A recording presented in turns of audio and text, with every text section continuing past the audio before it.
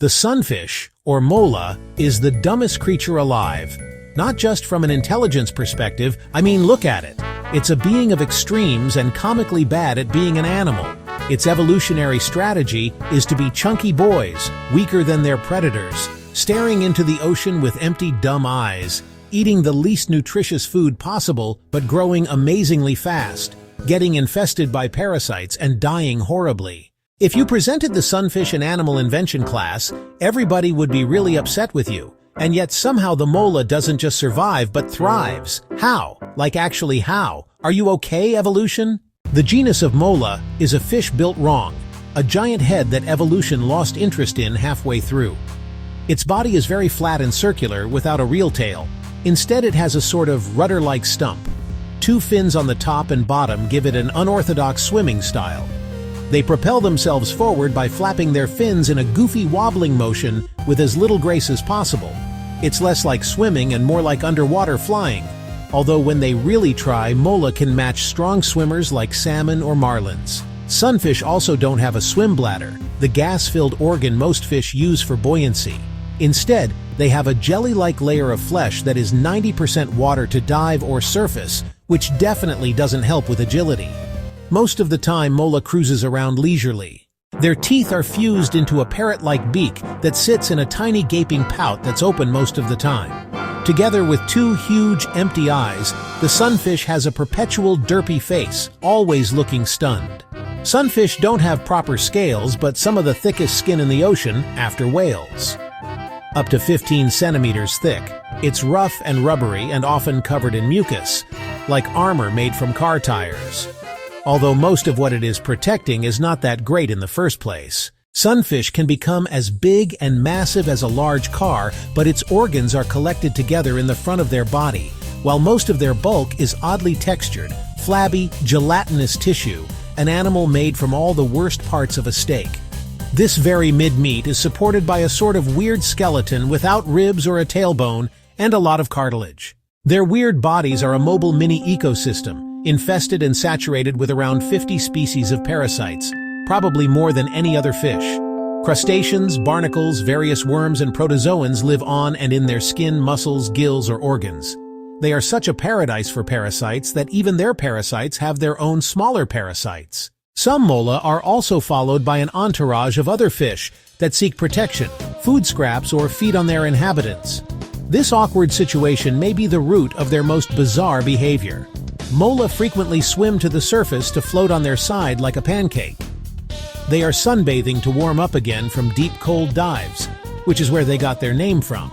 But they also do it to present their body to seabirds like albatrosses. The birds start picking the parasites from the sunfish body, while smaller fish that live near the surface take care of the bottom half, cleaning them in exchange for a snack. While this is a great adaptation to their parasite infection, it sadly often leads to dead sunfish when they collide with boats. Since they are still cold and slow from the deep when they float on the surface, they can't react to anything coming at them. Once mola reach a certain size, most predatory fish seem to avoid them, probably wrongfully assuming their size means that they could fight back, and because their outsides are too tough. But orcas, sharks, and sea lions sometimes attack and take a bite, usually only to say, "No thank you, I prefer starving to death." Because for big predators, sunfish are watery, not very nutritious, cartilage-filled, parasite-ridden jelly donuts. They simply prefer to eat almost anything else, leaving mola swimming around with big chunks missing, looking even more ridiculous. Sea lions have been observed to skip the whole sunfish and only eat its organs, play with its body like a frisbee, and then leave the rest for scavengers. The sunfish might be sad about all of this, but we will never know because our chunky boys are incredibly stupid. Sunfish have one of the lowest brain-to-body ratios in the animal kingdom. A car-sized mola has a walnut-sized brain and only a tiny spine. So its mind runs an early alpha version of intelligence with updates disabled.